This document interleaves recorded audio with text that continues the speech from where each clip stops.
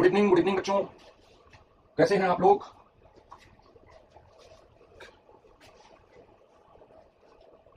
कृष्णनंदन कुमार सिंह, क्या हालचाल है? दिल्ली में शाम को काफी जाम लगता है दूसरे शहरों की ही तरह, और इसलिए एक्सपेक्टेड था कि मैं 8:30 पर आ जाऊंगा, लेकिन चांदनी चौक से लाल किला से बच्चों यहां तक आने में मुझे जो है काफी टाइम लग गया। सतीन्द्र कुमार, कृष्णनंदन कुमार सिंह, अभिषेक, गुड इवनिंग। आज बच्चों एक छोटा सा टॉपिक आपसे डिस्कस कर लेता हूं, और वो टॉपिक है बच्चों चुनाव आयोग का। चुनाव सुधार पर बीपीएससी ने और राजनीतिक दलों पर बीपीएससी ने लगातार प्रश्न पूछे हैं, और चुनाव सुधार पर जो बीपीएससी के बच्चों जो क्वेश्चन हैं, इन क्वेश्चंस को क्या है, इनको यहाँ पर हम लोग क्या है देखेंगे। ठीक है, तो चुनाव आयोग के बारे में मैं आपसे चर्चा करूंगा। चुनाव आयोग जो है इसके बारे में बच्चों क्या है चर्चा करूंगा। तो टॉपिक है बच्चों चुनाव आयोग, इलेक्शन कमीशन। ठीक है, इलेक्शन कमीशन ये बीपीएससी के लिए बच्चों एक इंपॉर्टेंट टॉपिक है। बीपीएससी मेन के लिए ये बच्चों एक बहुत इंपॉर्टेंट टॉपिक है। सबसे पहले बच्चों हम लोग यहाँ पर चुनाव आयोग की जो संरचना है, इस संरचना के बारे में, या चुनाव आयोग का जो कंपोजिशन है, इस कंपोजिशन के बारे में क्या पढ़ेंगे। चुनाव आयोग के कंपोजिशन के बाद चुनाव आयोग का बच्चों जो गठन है, इस गठन के बारे में पढ़ेंगे। चुनाव आयोग की संरचना, चुनाव आयोग का गठन, कॉन्स्टिट्यूशन, फिर इसके साथ ही चुनाव आयोग की स्वतंत्रता, इंडिपेंडेंस के बारे में पढ़ेंगे। चुनाव आयोग का जो कार्य है, फंक्शन, और उसकी शक्तियों के बारे में पढ़ेंगे, कार्य व शक्तियां, और इसके साथ ही चुनाव आयोग की भूमिका। लास्ट में हम लोग चुनाव सुधार के बारे में पढ़ेंगे। और आपको जानकर यह हैरानी होगी कि पिछली बार मैंने ऐप पर क्लास लिया था बीपीएससी मेंस के ठीक पहले, और मैंने गेस करके कहा था कि वन नेशन वन इलेक्शन ये इस बार के इसके लिए इंपॉर्टेंट है, तो वो क्वेश्चन भी क्या आ गया था। तो इलेक्शन रिफॉर्म के बारे में बच्चों एक तो रोल है, और रोल के साथ साथ जो इलेक्शन रिफॉर्म है, इस इलेक्शन रिफॉर्म के साथ क्या पढ़ेंगे। फिर इसके साथ ही क्या है, चुनाव आयोग की जो संरचना है, उस संरचना के बारे में, इलेक्शन कमीशन की जो संरचना है, उस संरचना के बारे में सबसे पहले क्या पढ़ना है। जैसा मैंने कहा कि एक राष्ट्र एक चुनाव, वन नेशन वन इलेक्शन, इसके बारे में क्या पढ़ेंगे। जो चुनाव आयोग की संरचना है, इसमें सबसे पहले देखते हैं कि क्या आपको जानना है। ठीक है, तो ये नोट करिए आप लोगों ने बच्चों, नोटेड है। चुनाव आयोग की संरचना, उसका गठन, उसकी स्वतंत्रता के साथ साथ उसका कार्य, उसकी भूमिका। नोट हो गया बच्चों?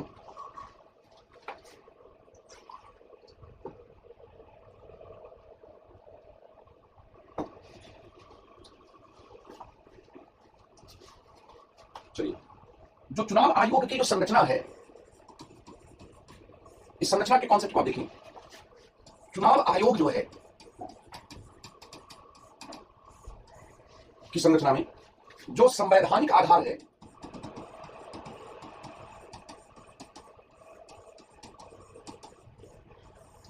इस संवैधानिक आधार को देखें।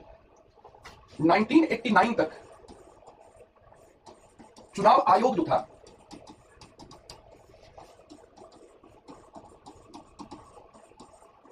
एक सदस्यीय था। ठीक है, और 1989 के बाद चुनाव आयोग जो है वह बहुसदस्यीय बनाया गया, और यहां पर फिर कुछ समय के लिए यह क्या है, एक सदस्यीय था। बाद में क्या हुआ कि 1993 से, जो 1993 है, यहां फिर से क्या है, यह बहुसदस्यीय क्या बनाया गया। ठीक है, अब इसके साथ ही क्या है कि जो इंडियन कॉन्स्टिट्यूशन का आर्टिकल 324 क्लॉज 2 है, वह क्या है, निर्वाचन आयोग के बारे में कहता है। मतलब यहां पर कि अगर हम लोग अनुच्छेद 324(2) की बात करें, तो अनुच्छेद 324(2) ये कहता है कि निर्वाचन आयोग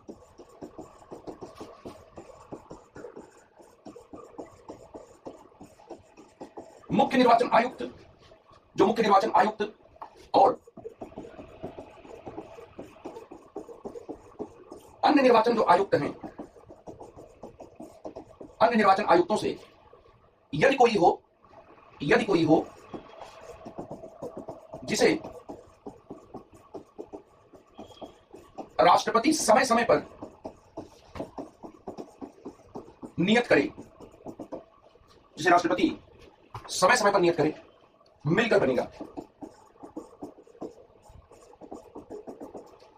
ठीक है, चुनाव आयोग की संरचना के संदर्भ में यहां पर यह बात कही। इसका मतलब क्या है कि राष्ट्रपति समय समय पर जो चाहेंगे उसके अनुसार चुनाव आयोग क्या बनेगा। ये यहां पर चुनाव आयोग की संरचना के संदर्भ में क्या है, हमारा संविधान कहता है। ठीक है, अब इसके साथ ही बच्चों, चुनाव आयोग की जो संरचना है, इस संरचना के बहुसदस्यीय बनाए जाने पर इसके विरोध में उस समय के चुनाव आयुक्त टीएन शेषन एक मुकदमा लेकर सर्वोच्च न्यायालय में गए। यहां पर हम लोग नेक्स्ट आते हैं, बहुसदस्यीय चुनाव आयोग और टीएन शेषनवाद। यहां पर नेक्स्ट जो है बच्चों, ये नोट करिए आप लोगों ने चुनाव आयोग की संरचना के बारे में। चुनाव आयोग जो है वो 324(2) के अनुसार राष्ट्रपति अगर चाहे तो एक सदस्यीय भी बन सकता है, और राष्ट्रपति अगर चाहे तो बहुसदस्यीय भी क्या है, बन सकता है। ये हुआ 1989 तक जो है एक सदस्यीय चुनाव आयोग था। 1989 के बाद चुनाव आयोग क्या है, बहुसदस्यीय हो गया, और 1993 से फिर से क्या है, बहुसदस्यीय चुनाव आयोग क्या है, बनाया गया। ठीक है, ये बात आपको क्या है, ठीक है। अब इसके साथ बच्चों एक अगला पॉइंट है, वो अगला पॉइंट ये है कि बहुसदस्यीय चुनाव आयोग और टीएन शेषनवाद, बहुसदस्यीय जो चुनाव आयोग है और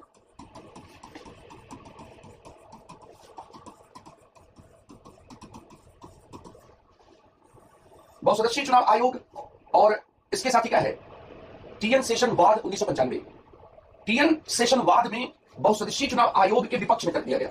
इसमें क्या है, बहुसदस्यीय जो चुनाव आयोग है बच्चों, इसके विपक्ष में तर्क दिया गया,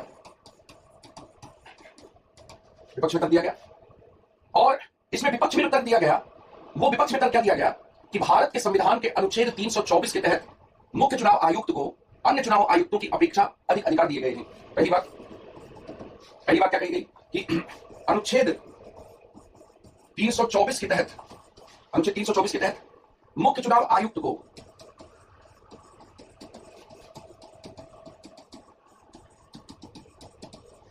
अन्य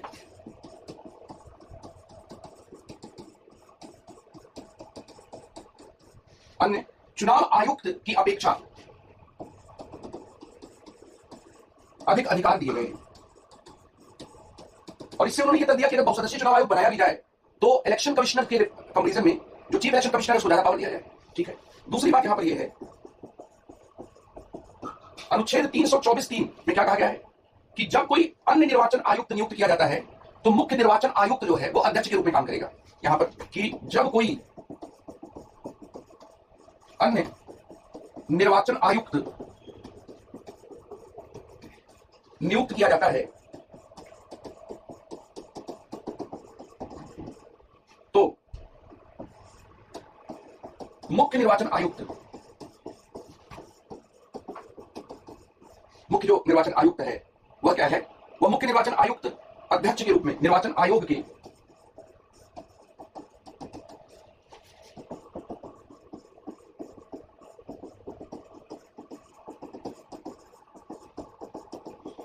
अध्यक्ष के रूप में क्या है, कार्य करेगा। ठीक है, लेकिन जो सर्वोच्च न्यायालय था, सर्वोच्च न्यायालय ने बच्चों ये तर्क स्वीकार नहीं, मतलब सर्वोच्च न्यायालय ने इन बातों के आधार पर यह स्वीकार नहीं किया कि चीफ इलेक्शन कमिश्नर को इलेक्शन कमिश्नर की तुलना में अधिक पावर दिया जाए। और टीएन शेषनवाद में यह तर्क दिया गया कि अन्य निर्वाचन आयुक्तों को मुख्य निर्वाचन आयुक्त के समान ही पद तथा शक्ति प्रदान की गई है। अन्य निर्वाचन आयुक्तों को मुख्य निर्वाचन आयुक्त के समान ही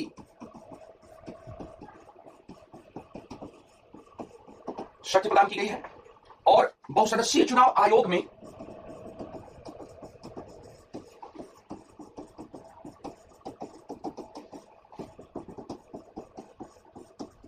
निर्णय सर्वसम्मति से होनी चाहिए, या यहां पर एक और बात है कि या बहुमत जो है वह क्या है, सभी बहुमत से होना चाहिए। ठीक है बच्चों, इसका मतलब यहां पर यह है बच्चों कि सर्वोच्च न्यायालय ने टीएन शेषन के केस में यह जो तर्क दिया गया था कि चीफ इलेक्शन कमिश्नर को इलेक्शन कमिश्नर के कंपैरिजन में ज्यादा पावर्स दिए जाएं, इस आर्गुमेंट को स्वीकार नहीं किया। टीएन शेषन ने कहा कि भाई जो कॉन्स्टिट्यूशन है वो चीफ इलेक्शन कमिश्नर को ज्यादा पावर देता है, और वो कहता है कि मुख्य निर्वाचन आयुक्त अध्यक्ष के रूप में काम करेगा, नंबर एक बात। फिर इसके साथ ही कॉन्स्टिट्यूशन ये भी कहता है कि अगर इलेक्शन कमिश्नर को, निर्वाचन आयुक्त को अगर क्या हटाया जाएगा तो हटाए जाने के बाद क्या है, इलेक्शन कमिश्नर को अगर हटाया जाएगा तो हटाए जाने में यहां पर राय ली जाएगी किसकी, जो राय ली जाएगी वो चीफ इलेक्शन कमिश्नर की राय ली जाएगी। इससे इलेक्शन कमिश्नर के कंपेरिजन में जो चीफ इलेक्शन कमिश्नर है उसके पावर क्या है वो अधिक है, ठीक है। लेकिन सुप्रीम कोर्ट ने इसको मानने से इनकार कर दिया और इस तरह से चुनाव आयोग के बहुसदस्यीय संरचना की जो संवैधानिक वैधता है वह 1995 के टीएन सेशन 1 से स्थापित हो गई। ये इसका बच्चों पहला डायमेंशन है। दूसरा डायमेंशन है चुनाव आयोग के गठन और उसमें नियुक्ति की प्रक्रिया के संदर्भ में, जिसमें इसी साल सर्वोच्च न्यायालय ने एक बहुत ही महत्वपूर्ण निर्णय और निर्देश देते हुए चुनाव आयोग की नियुक्ति एक उच्चाधिकार प्राप्त समिति की सिफारिश के आधार पर करवाए जाने की बात की। पहले जो चुनाव आयोग की नियुक्ति होती थी उसमें केवल राष्ट्रपति के माध्यम से केवल प्रधानमंत्री और मंत्रिपरिषद की भूमिका होती थी, लेकिन अब जो चुनाव आयुक्तों की जो नियुक्ति होगी उसमें एक उच्चाधिकार प्राप्त समिति के द्वारा निर्णय किया जाएगा। तो ये बच्चों क्या है, एक बैकग्राउंड है, इसको आपने नोट कर लिया बच्चों।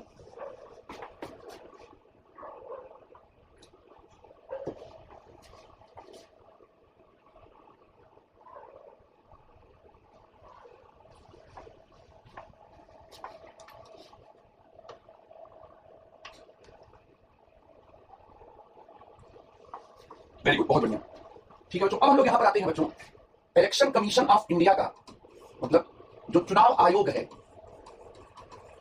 या जिसको भारत निर्वाचन आयोग कहते हैं, इस भारत निर्वाचन आयोग के गठन के बारे में, चुनाव आयोग का जो गठन है इस गठन के बारे में बात करेंगे। गठन के बारे में सबसे पहले कि 2023 से पहले जो गठन था और 2023 से जो गठन है इसमें क्या है फर्क है। 2023 से पहले जो गठन था उस गठन और अभी की स्थिति में क्या है फर्क है। देखिए सबसे पहली बात है कि 2023 से पहले जो गठन था चुनाव आयोग का वो संविधान की वर्तमान प्रक्रिया के तहत, संविधान की वर्तमान प्रक्रिया के तहत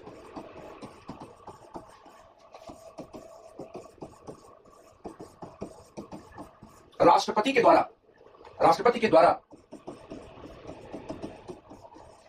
गठन होता था। मतलब यहां पर नियुक्ति जो होती थी, या हम लोग गठन शब्द के बजाय यहां पर क्या है,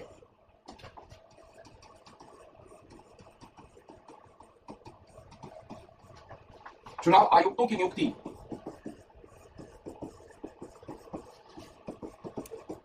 राष्ट्रपति के द्वारा होती थी, ठीक है। कुल मिलाकर प्रधानमंत्री के हाथ में नियुक्ति थी और ये 324(2) के तहत क्या होता था, 324(2) के तहत क्या होता था। हालांकि इस पर क्या है, शंकाएं और आपत्तियां थी, लेकिन इन शंकाओं और आपत्तियों के बावजूद इसको चेंज करने की बात क्या नहीं हो रही थी या नहीं हो पाई थी। यहां पर शंकाएं और आपत्तियां क्या थी कि अगर राष्ट्रपति के द्वारा नियुक्ति होती है, यहां पर नियुक्ति जो है अगर राष्ट्रपति के द्वारा होती है तो ऐसी स्थिति में मंत्रिपरिषद जो है के परामर्श के साथ क्या है, मंत्रिपरिषद के परामर्श के आधार पर होती है। यहां पर बच्चों एक बात ध्यान में रखने की है कि कुछ लोगों ने ये कहा कि ऐसे में संभव है, ऐसे में संभव क्या है, ऐसे में संभव है कि सरकार द्वारा किसी ऐसे हितैषी की नियुक्ति निर्वाचन आयोग में कर दी जाए जो सरकार का समर्थन करे। सरकार द्वारा ऐसे किसी हितैषी की नियुक्ति कर दी जाए जो चुनावों में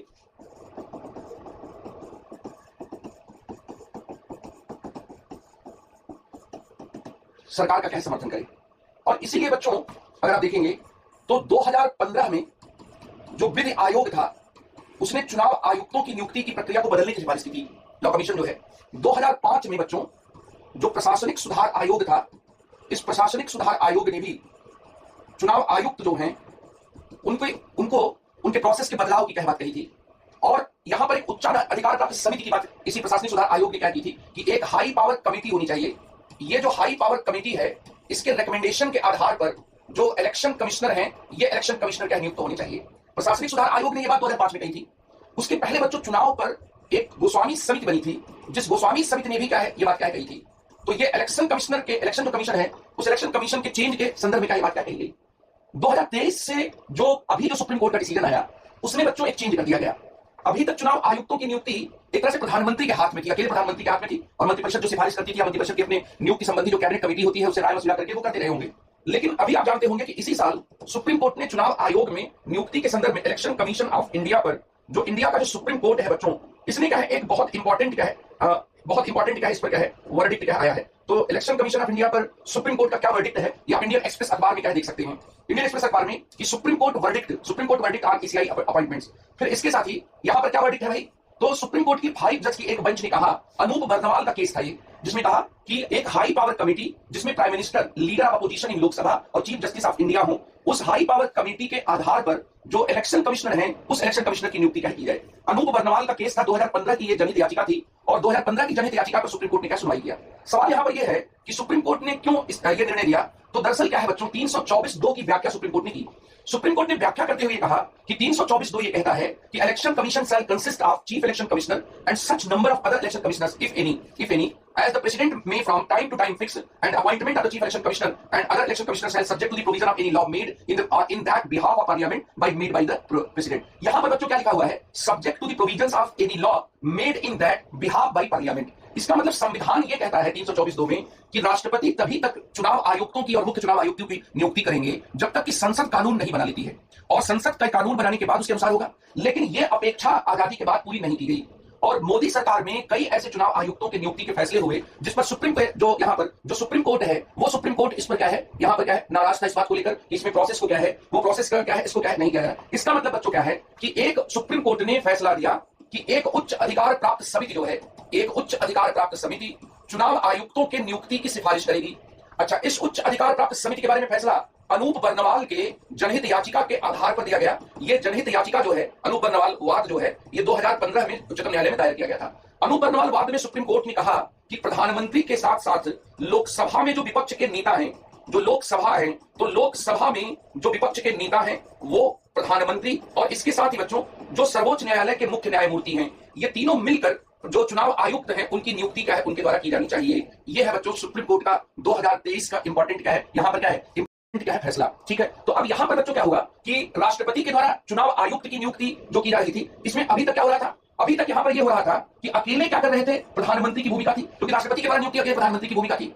लेकिन यहां अब क्या कर दिया गया कि राष्ट्रपति के बजाय, अकेले प्रधानमंत्री के बजाय यहां पर लोकसभा में विपक्ष के नेता और मुख्य न्यायमूर्ति क्या है उसके उनके द्वारा क्या किया जाएगा। इस तरह से बच्चों महत्वपूर्ण बात क्या हो गई, इसमें एक बहुत महत्वपूर्ण बात यह हो गई कि 2023 से बच्चों यहां पर जो 2023 से जो चुनाव आयुक्त हैं, जो इलेक्शन कमिश्नर हैं, चुनाव आयुक्त जो हैं, और जो मुख्य चुनाव आयुक्त हैं, मुख्य चुनाव आयुक्त जो है कि नियुक्ति एक उच्चाधिकार प्राप्त समिति के द्वारा किया जाएगा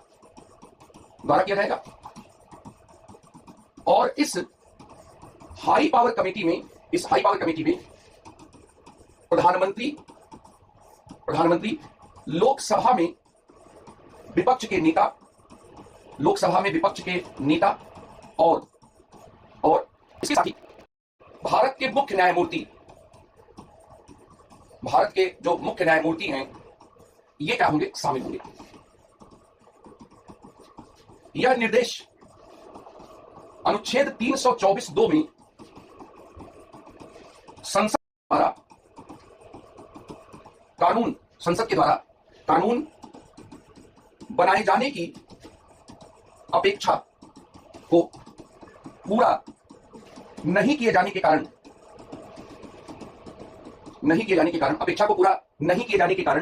ठीक है, अपेक्षा को पूरा नहीं किए जाने के कारण उत्पन्न संवैधानिक शून्य कॉन्स्टिट्यूशनल वैक्यूम की स्थिति को भरने के लिए किया गया। इससे क्या होगा बच्चों, इससे चुनाव आयोग की स्वतंत्रता और निष्पक्षता तय होगी और मजबूत होगी। इससे चुनाव आयोग की स्वतंत्रता और निष्पक्षता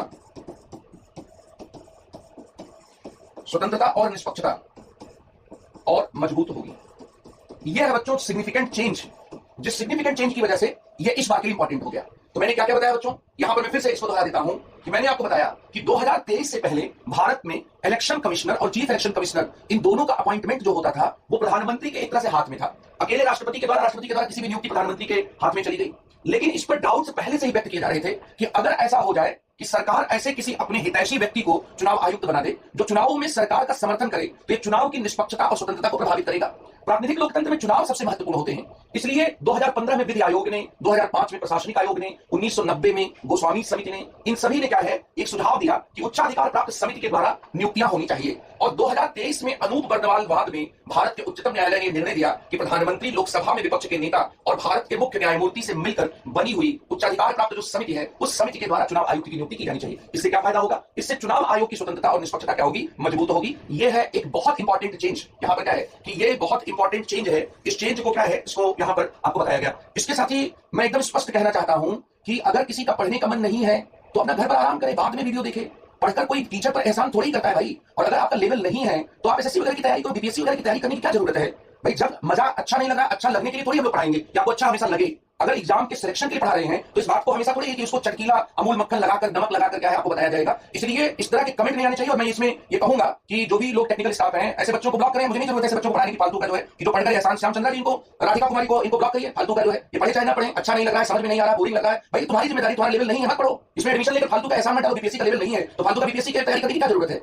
टीचर पर कोई बच्चा, ये मैं कोई यूट्यूब इन्फ्लुएंसर थोड़ी हूं कि मैं तुम्हें इन्फ्लुएंस करने के लिए पढ़ाऊंगा। सिलेक्शन के लिए और बच्चों का सिलेबस अच्छे से कंप्लीट कराने के लिए पढ़ाया जाता है। तो ये सब नाटक वाला मेरे सामने कमेंट नहीं आना चाहिए। मैं एकदम क्लियर बता रहा हूं, ये सब नाटकबाजी हम लोगों को पसंद नहीं है। ठीक है, एकदम आराम से जिसको पढ़ना है पढ़े, जिसको नहीं समझ में आ रहा है उसकी प्रॉब्लम है ये। उसका दिमाग जो है मेंटोस खाओ, दिमाग को माथे पर फोड़ लो, दिमाग पर लगाकर फोड़ लो, नहीं समझ में आ रहा है, कोई रॉकेट साइंस क्या है थोड़ी बताया जा रहा है। और मैं ये कहूंगा कि जो भी विद्या एजुकेशन के जो लोग हैं, ये सब नाटक वाले बच्चों को मेरे क्लास में तो कतई नहीं आना है। फालतू का जो है जो टीचर पर एहसान जताने लगते हैं, ऐसे लोगों ने देश को बर्बाद करके रख दिया है। यूट्यूब इन्फ्लुएंसर बन के आके यहाँ पे पढ़ने समझ में नहीं आ रहा है, बोरिंग लग रहा है, जाके साइंटिस्ट वाली क्लास करो ना भाई। फालतू का जो है बोरिंग लग रहा है, बीपीएससी किस तरह माननी चाहिए? बीपीएससी की तैयारी करने के लिए एडमिशन लेते हैं और इसके साथ ही बोरिंग और आनंद क्या है इसकी तलाश में क्लास करते हैं। फालतू का जो है नाटक जो है करना। यहाँ पर इंपॉर्टेंट बात बता रहा हूं कि मेंस के जो बच्चे हैं उनको सवाल आना चाहिए, आगे फ्यूचर में सवाल आना चाहिए। तो यहाँ पर ये क्या है कि फालतू का जो है यहाँ पर ये क्या है, तो ये क्या है कि ये आपको क्या है नोट करना है और इसको नोट करिए। और इस तरह का फालतू का मेरे सामने चीजें नहीं आनी चाहिए कि एडमिशन ले लिया है तो कुछ भी जो है, कोई भी एडमिशन ले रहा है ऑनलाइन में। अरे जिंदगी में कभी ठीक से ध्यान से स्कूलिंग कभी किया ही नहीं, बीपीएससी की तैयारी कर रहे हैं, फालतू का टीचर पर ये कर रहे हैं, सही नहीं लग रहा है ब्लॉक, ये अच्छा नहीं लग रहा है। तुम्हारे अच्छा लगने के लिए पढ़ाऊंगा क्या मैं? अच्छा नहीं लग रहा है, ठीक है, अच्छा लगने के लिए पढ़ रहे हैं।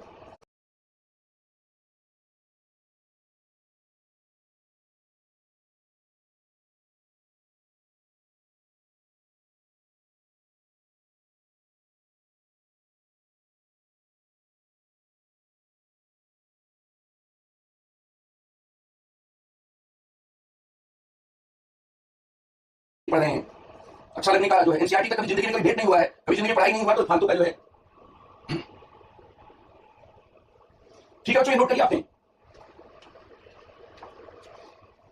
ये एक इंपॉर्टेंट सवाल है जो इस बार आ सकता है। क्यों आ सकता है? यहां पर क्या है, इस बात को आप समझिए कि ये सवाल क्यों आ सकता है। क्योंकि अभी सुप्रीम कोर्ट ने इसको कहा है। और बीपीएससी मेंस का क्या है, बीपीएससी मेंस की ये एक प्रवृत्ति रही है। बीपीएससी मेंस की जो है ये एक बच्चों की प्रवृत्ति रही है। किस तरह के बहुत, जैसे पिछली बार बीपीएससी मेंस में क्या पूछा गया, यहां पर बीपीएससी मेंस में पूछा गया वन नेशन वन इलेक्शन। और हमेशा बीपीएससी में भी और यहां पर क्या है यूपीएससी में भी, बीपीएससी और यूपीएससी दोनों में ही आप ये पाएंगे कि इस तरह की इलेक्शन से संबंधित हमेशा क्या चीजें कह रही हैं। ये मैंने आपको बताया और ये सारी चीजें क्या हैं इस बार के लिए इंपॉर्टेंट है, आगे के लिए भी इंपॉर्टेंट कह रहेंगी। क्योंकि बहुत बड़ा चेंज था। राजनीतिक दलों की बार बार इस बात को लेकर शिकायत आ रही थी कि जो केंद्र सरकार है वो चुनाव आयुक्तों की नियुक्ति करने में अपनी शक्तियों का बहुत ही गैर पारदर्शी तरीके से इस्तेमाल क्या कर रही है। तो यहां पर नेक्स्ट जो है आपको मैं आता हूं कि चुनाव आयोग की शक्तियों और चुनाव आयोग के बच्चों के कामकाज को देखेंगे। नेक्स्ट जो पॉइंट है,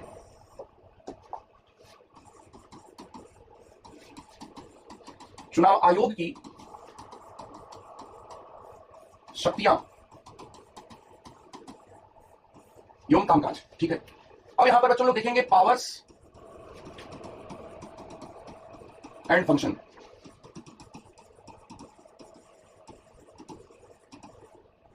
election commission, powers and function. यहां पर बच्चों जब पावर्स एंड फंक्शन की बात करेंगे तो चुनाव आयोग की एक क्या है, चुनाव आयोग की एक परामर्शी शक्ति है, परामर्शी शक्तियां हैं। और इसके साथ ही बच्चों चुनाव आयोग की क्या है, नियामक शक्तियां हैं, एडवाइजरी पावर्स हैं। और इसके साथ ही क्या है, रेगुलेटरी पावर्स हैं। ठीक है, फिर इसके साथ ही बच्चों चुनाव आयोग की एक, इन दोनों शक्तियों के अलावा प्रशासकीय शक्तियां भी हैं।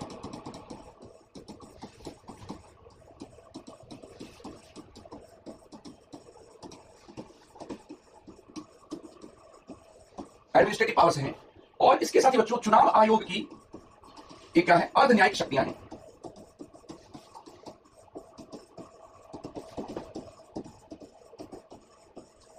क्वासी जुडिशियल क्या है पावर्स हैं, इनको क्या है आपको बताना पड़ेगा। तो चुनाव आयोग के जो पावर्स हैं उन पावर्स के संदर्भ में क्या है, अगर हम लोग इसमें सबसे पहले परामर्शी शक्तियों के बारे में बात करें तो चुनाव आयुक्त जो होता है, चुनाव आयोग जो होता है वो परामर्श देता है।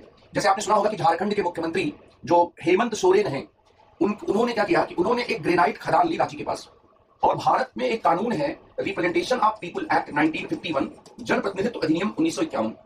ये कानून ये कहता है कि किसी भी सांसद या किसी भी विधायक के पास कोई भी सरकारी ठेका नहीं होना चाहिए, गवर्नमेंट कॉन्ट्रैक्ट नहीं होना चाहिए। हेमंत सोरेन के नाम से ही खदान ली गई और बीजेपी ने इसकी शिकायत की चुनाव आयोग में। यहां पर बीजेपी ने इसकी शिकायत राज्यपाल से की। राज्यपाल ने परामर्श मांगा किससे, इलेक्शन कमीशन ऑफ इंडिया से। और इलेक्शन कमीशन ऑफ इंडिया जैसा अखबारों में आया कि हेमंत सोरेन को डिस्क्वालीफाई करने के बारे में रिकमेंडेशन दे चुका है। राज्यपाल इस रिकमेंडेशन को मानने के लिए बाध्य हैं, लेकिन राज्यपाल ने इस रिकमेंडेशन को डिस्क्लोज नहीं किया है। जो राज्यपाल हैं उन्होंने इस रिकमेंडेशन को बच्चों डिस्क्लोज नहीं किया है। और ऐसा बीच में हुआ था कि हेमंत सोरेन जी जो है वो अपने विधायकों को लेकर छत्तीसगढ़ चले गए थे, ठीक है, अपने जो विधायक हैं उन विधायकों को लेकर छत्तीसगढ़ चले गए, ठीक है। यहां पर बच्चों जो मामला है अगर आप देखें, इसका मतलब क्या है कि इलेक्शन कमीशन ऑफ इंडिया जो है उसके एडवाइजरी पावर्स भी होते हैं, ठीक है, और वो एडवाइजरी पावर्स आपको यहां पर समझना है। तो अगर मैं यहां पर बच्चों बात करूं कि जो चुनाव आयोग है इसकी परामर्शी शक्तियां क्या होती हैं, चुनाव आयोग जो है इसकी एडवाइजरी पावर्स क्या होती हैं, परामर्शी शक्तियां क्या होती हैं, और ये किसको परामर्श क्या देता है। तो पहली बात तो यह है बच्चों कि अनुच्छेद 103 व अनुच्छेद 192 के तहत चुनाव आयोग जो है, जो इलेक्शन कमीशन है, चुनाव आयोग जो है, चुनाव आयोग राष्ट्रपति और राज्यपाल को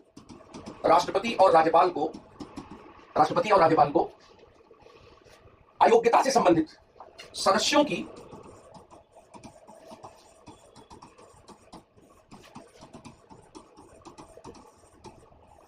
अयोग्यता से संबंधित क्या है, जो प्रश्न है उन प्रश्नों पर क्या करता है, परामर्श देता है। यह चुनाव आयोग की क्या है, परामर्शी अधिकारिता है। फिर इसके साथ ही क्या है, दूसरी बात, भ्रष्ट प्रक्रिया में आरोपित विधायकों और सदस्यों के मामले में जो चुनाव आयोग है उच्चतम न्यायालय को परामर्श देता है, ठीक है। यहां पर बच्चों राष्ट्रपति और राज्यपाल को परामर्श देता है, यहां पर क्या है, उच्चतम न्यायालय को परामर्श क्या है देता है, ठीक है। फिर राष्ट्रपति शासन के अंतर्गत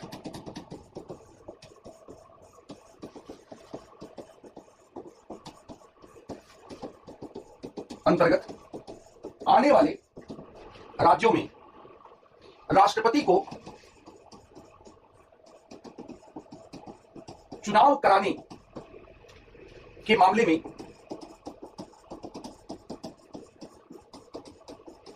परामर्श कह देता है, ठीक है। फिर इसके साथ ही अगर मान लीजिए कोई चुनाव पक्षपात का कोई विवाद होता है प्रत्याशियों और राजनीतिक दलों के बीच में, तो भी वह उच्चतम न्यायालय उच्च न्यायालय को सलाह देता है। चुनाव पश्चात प्रत्याशियों और राजनीतिक दलों के बीच जो विवाद है,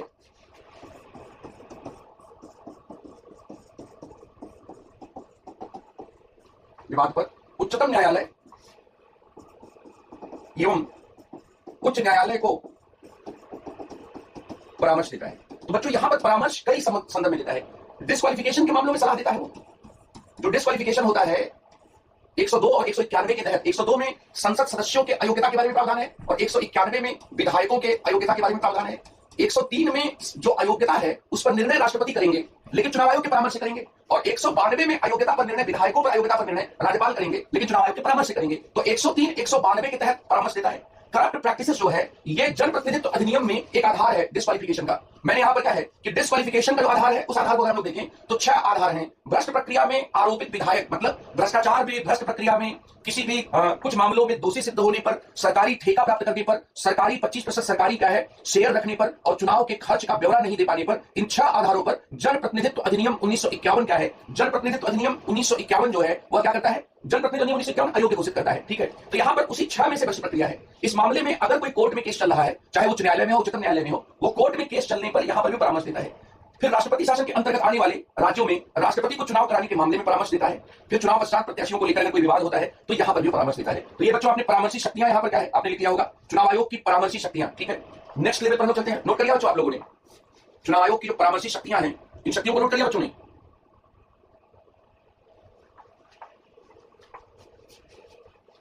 191 विधायकों की अयोग्यता के बारे में प्रावधान है, ठीक है, और 102 जो है सांसदों की अयोग्यता के बारे में प्रावधान है। अयोग्यता के बारे में यहां पर है कि अगर लाभ का पद कोई है, ठीक है, तो ये है 103 और 192 में अयोग्यता पर फैसला कौन लेगा इसके बारे में प्रावधान है, ठीक है। तो चुनाव आयोग के एडवाइजरी जो पावर्स हैं उन एडवाइजरी पावर्स को आपको क्या बताया गया, ठीक है। नेक्स्ट बच्चों लोग आते हैं कि जो चुनाव आयोग है,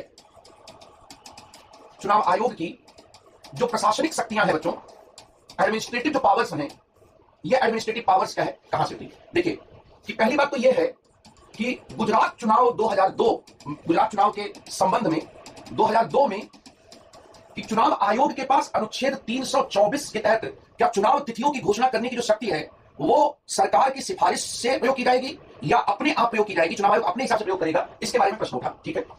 अनुच्छेद 324 जो है वो इलेक्शन कमीशन ऑफ इंडिया जो है बच्चों, इसको चुनाव के संचालन, चुनाव के निर्देशन और चुनाव के नियंत्रण, इनके बारे में क्या है, संचालन, निर्देशन और नियंत्रण के बारे में क्या है, इसके बारे में बात करता है। तो चुनाव संचालन, निर्देशन और नियंत्रण में प्रशासन भी आएगा। तो क्या ये जो चुनाव आयोग के पास जो चुनाव की तिथि को घोषित करने की जो शक्ति है, तिथि को घोषित करने की जो शक्ति है, इस शक्ति को हम लोग कैसे देखेंगे, तो घोषित करने की जो शक्ति है बच्चों, यहां पर आप ये देखेंगे कि यह शक्ति मंत्रिपरिषद के परामर्श से होनी चाहिए या स्वतंत्र होनी चाहिए। तो गुजरात चुनाव के संबंध में सर्वोच्च न्यायालय में यह मामला गया और सर्वोच्च न्यायालय ने बच्चों यह मामला अनुच्छेद 143 के तहत गया।